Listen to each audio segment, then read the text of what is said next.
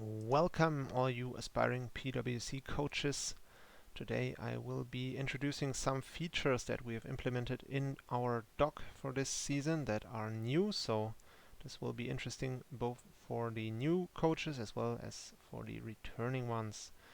So the first feature that I want to show you is here on this tier list page.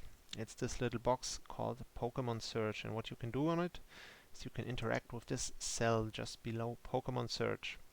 If you click the arrow on the right of the cell, you will see a drop-down list popping up with all the Pokemon that are available from our tier list, and you can select a Pokemon from that list and there will be some information displayed on said Pokemon.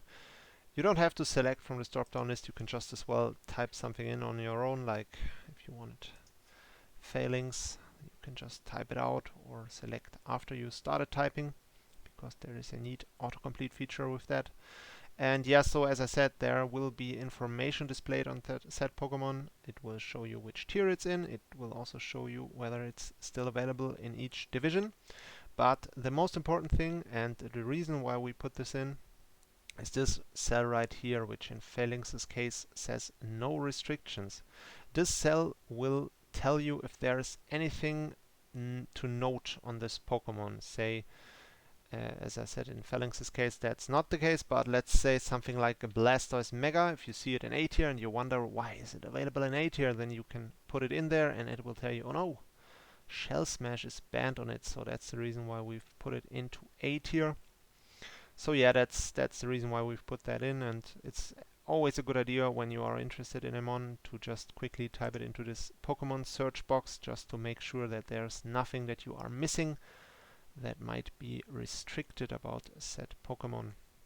So yeah, this would be the first feature. The second one has its very own page, which is this tier list filter just next to the tier list.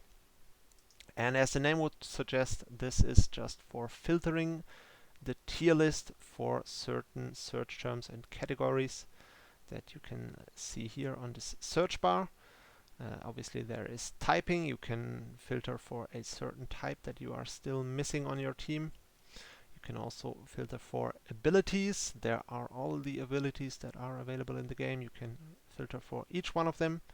Then there is the move category, which you should probably click this arrow. There are some moves that you can filter for. I hope we have all the relevant ones for competitive play in there. We cannot filter for every move in the game, but those should be the most important roles that you need for your team.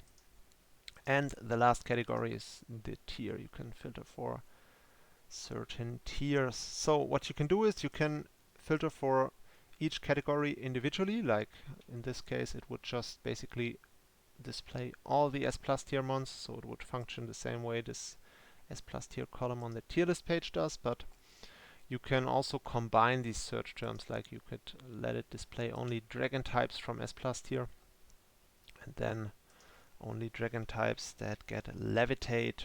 So yeah, you can narrow it down pretty much as long as there are still Pokemon that fill these categories. So yeah, that's how this works. As I said, you can search for each category individually and also combine them. And the last thing is, let's say you wanted a dark type. There is this division cell on the very right of the search bar. You can just select your division in there and then it will display whether each adjacent Pokemon is still available in that division. So yeah, this is how the tier list filter works. I hope you guys will find it useful. I sure think that it is, but we'll see. So with that being said, I think that's it. If there are any more questions, please don't hesitate to ask me. And with that being said, I wish you guys a fun draft and a fun season. See you in the next one.